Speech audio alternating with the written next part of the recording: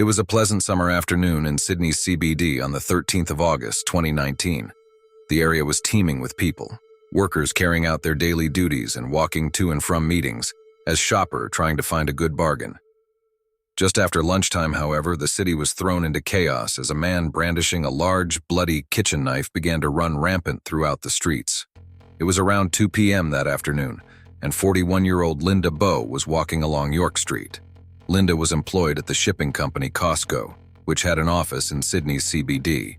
That afternoon, Linda had finished work and was walking down the street when she felt a fierce rush of pain in her shoulder blade, followed by something warm seeping down her back. Linda let out a deafening scream and turned around to find herself face to face with a man she had never seen before in her life.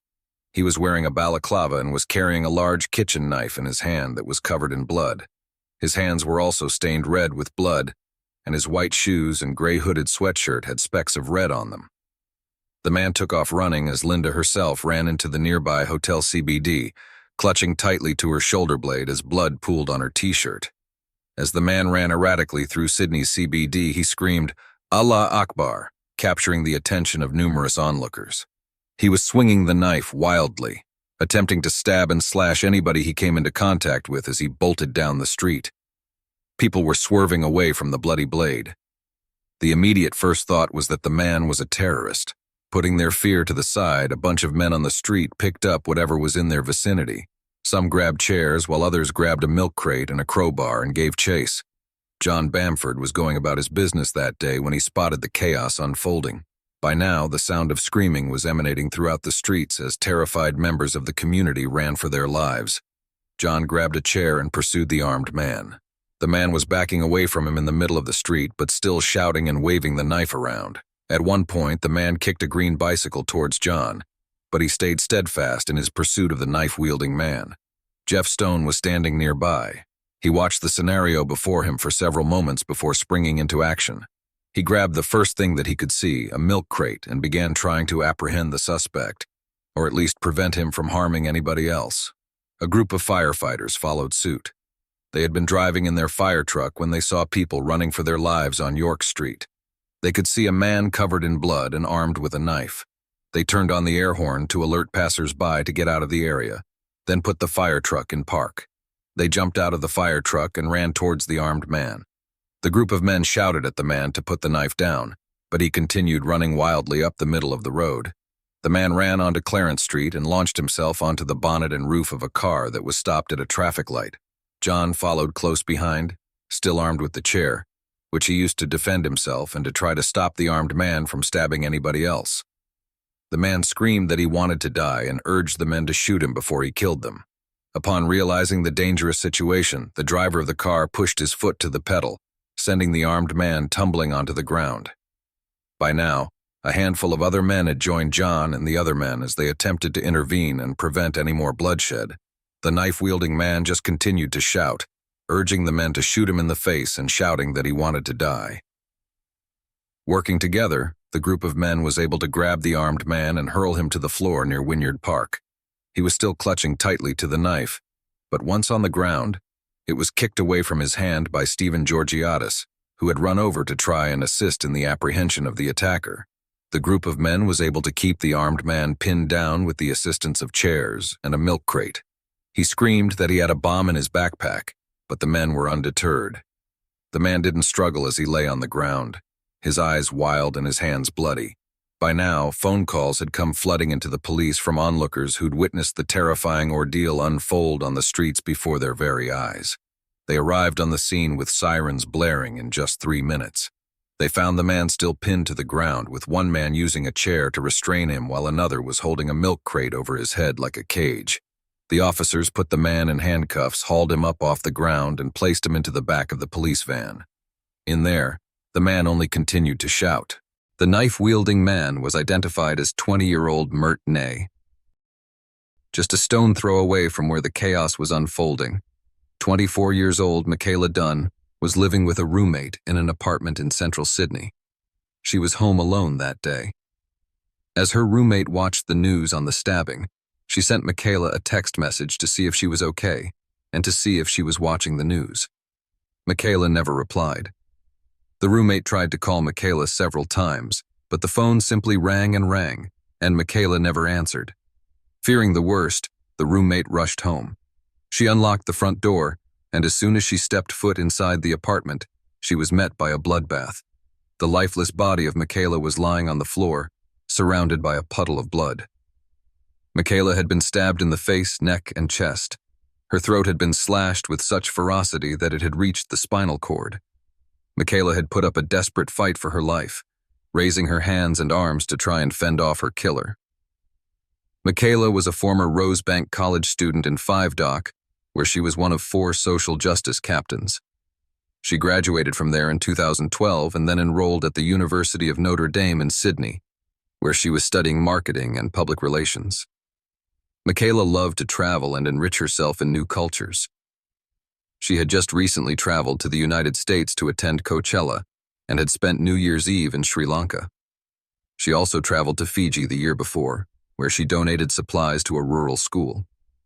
Michaela was a sex worker, and the money she earned enabled her to travel the world and helped to pay her way through college. It also allowed her to live in the heart of Sydney's CBD at a $700 a week apartment that she shared with a friend. Michaela mostly posted her services on Locanto under the section Man Seeking Woman. Locanto is an unvetted classifieds website, and a number of sex workers use it to advertise their services. Michaela had come from a good family, and she was very close with her mother, Joanne, who had given birth to her when she was 40 years old. While Michaela was out on her own, living in Sydney CBD, each week she visited her mother at home. It quickly became apparent that Michaela was the first victim of Nay.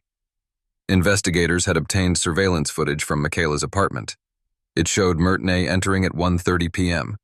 He then left the apartment building at 1:50 p.m., pausing momentarily to take a photograph of himself. He then ran into an alleyway and emerged onto Clarence Street, where his rampage through the city began. When Nay was booked in at the police station and searched, he was found to be carrying a USB stick in his pocket, as well as a cell phone. When these items were examined, they were found to contain a number of files relating to recent mass killings, including the mosque shooting in Christchurch earlier in the year. His phone also contained a grim video. After killing Michaela, Nay had taken a video of her body and then sent it to a friend. At first glance, it appeared as though Nay had committed a terrorist attack. However, within hours after the attack, investigators came to believe that the attack was not related to terrorism. Instead, it appeared as though they were dealing with a very different problem, a lone individual who was troubled by mental illness and determined to kill. Police publicly announced that the stabbings were not a terrorist event. Nay had no links to any terrorist organizations. When he was questioned, he said he had no recollection of meeting Michaela, much less killing her. He said, "I'm pretty sure I hurt someone, then the next minute there's chairs on my neck." He explained that he had taken Valium and smoked cannabis before the attack, and said that whatever he had done, it wasn't some terrorist attack. He said that he had intended on being shot dead by terrorism police, but in his words, the Good Samaritans spoiled it. As news of the stabbing swept across the world, Nay's sister, Yazel, provided a statement that offered some insight into her brother's mindset. She first of all apologized for her brother's actions, saying, "I want to say that I'm really sorry. All the words that I can say aren't ever going to bring her back, is it?" She was defenseless in everything. She went on to say that she now resented her surname because of what it represented before talking about her brother's mental state. She said that in the past week, Nay had experienced a steep descent into insanity. She said that the family never thought that he would harm somebody else, but they had feared that he would instead hurt himself. Nay had grown up in a brick home in Mariong, near Blacktown. He was the son of Turkish Cypriot parents and was the middle of 3 siblings and the only boy. He was a former student of Blacktown Boys High, where he was a good student who was known to keep to himself. Back on the 24th of June, just a couple of weeks before the stabbings, Nay had appeared at Blacktown local court for possessing or using a prohibited weapon without a permit. The prohibited weapon was a knuckle duster. Nay pleaded guilty to that charge and was convicted and sentenced to a conditional release order for 9 months. This conditional release order required Nay to check into a mental health facility. Around the same time, Ney had begun to express an interest in Islam. He started to frequent the local mosque before abruptly stopping. He commented to some of his friends that he didn't like the people there. He sent text messages to a gaming friend identified only as Makala that he wanted to murder everybody on a Christchurch massacre-inspired suicide mission. Both Ney and Makala were misogynistic. They had made numerous homophobic remarks to one another in various conversations and often spoke about their suicidal ideations. In fact, it was Makala to whom Ney had sent the graphic video depicting Makala's deceased body. In one text conversation with Makala, Ney had written, "I hate cops. I want to murder everyone. I've got a hunting knife." In another conversation, he said, "No one can ever recreate the Christchurch massacre." His comments were more than disturbing, but the friend didn't think to contact police. On the 7th of August, Ney had been at the family home on Percy Street with his sister and mother when he attacked his sister. He grabbed her around the neck, choked her, and then punched her in the face before fleeing. His mother, Isaline, immediately called police to report the attack and share her concerns about Ney's welfare. She feared that he could bring harm to himself. Ney was entered into the system as a "be on the lookout." They were using phone pings and buying trackers to try and track him down. At 12:15 a.m., he made his way to Blacktown Hospital after suffering from a prescription drug overdose. Surveillance footage from inside the hospital captured Ney in the waiting room, seen with a glassy expression on his face, staring vacantly into the distance. He threw his head back and then leaned forward with his head in his hands. It was evident from his behavior that he was agitated. An onlooker could be heard commenting, "There's something not right with this guy." According to another patient in the waiting room, Ney was being loud and boisterous, and he was very rude to the nurse and doctors. Ney was involuntarily admitted into the hospital, where he was placed in a secure room. Somehow, however, Ney managed to escape. He absconded from the hospital. 2 days later, while police were still looking for Ney, he visited his local GP. He told the doctor that he was having suicidal thoughts. After chatting with Ney for some time, the local GP contacted police as he feared that Ney was at risk of taking his own life. Friends and family were concerned for Ney, but they thought that he was only a threat to himself. One of Ney's friends contacted him and said that they were worried he was going to either get locked up or be killed. Ney chillingly replied, "Yeah, I want to die. I tried to kill myself for 2 days. It didn't work." Ney was essentially on the run from police. Since he couldn't return home, he moved into emergency accommodations in a group home run by the Christian organization Providential Homes. The organization was established in 2010 by Cheryl and Warren Ware. The organization provides food, clothing, and shelter to thousands of people each year across Sydney. The organization didn't contact police. After moving in, Ney returned home to pick up some clean clothes. His mother was home, and she knew the police were looking for him for the earlier attack on his sister. He simply laughed that afternoon, and she didn't think to inform police. Then, the night before the attack, 19-year-old Courtney Ridgway and 16-year-old Nathan Tiggy had been staying in the emergency accommodation when they heard Ney discussing terrorism. They described him as coming across as agitated and scary. According to another resident, Ney had told them that he had recently been discharged from the hospital and that he had been kicked out of the family home by his mother. He said that he was homeless, but that he was looking for his own place. Ney woke early the next morning. He sent a text message to an escort service for a 30-minute girlfriend experience with Michaela, costing $250. Before leaving the emergency housing accommodation, Ney grabbed a kitchen knife from the knife block in the shared kitchen. At 1:04 p.m., Ney arrived at Town Hall Station from a train in Blacktown. 30 minutes later, Ney turned up at Michaela's apartment, Unit 23 on 104 Clarence Street. Michaela opened the front door of her apartment, welcoming Ney inside. She was completely unaware that he was carrying a 20-centimeter knife. Once inside, Ney just stood there. He stared at Michaela for several moments, prompting her to ask him twice if he was okay. Nay never responded. He simply pulled out the knife. As soon as Michaela saw the weapon, she began to scream. Nay grabbed Michaela and began to stab her all over. He finally ended Michaela's life using another knife from her own kitchen. He then lifted out his cell phone and sent the gruesome video to his friend. From the apartment, Nay exited through the fire escape, leaving a trail of blood on the stairwell behind him. He dropped the murder weapon and walked into the alleyway behind the apartment complex. He stood there for several minutes, took a photograph of himself, and then put on a balaclava. Armed with a second knife he had in his backpack, he began his rampage through the streets. When the media became aware of Michaela's profession, social media was flooded with victim blaming.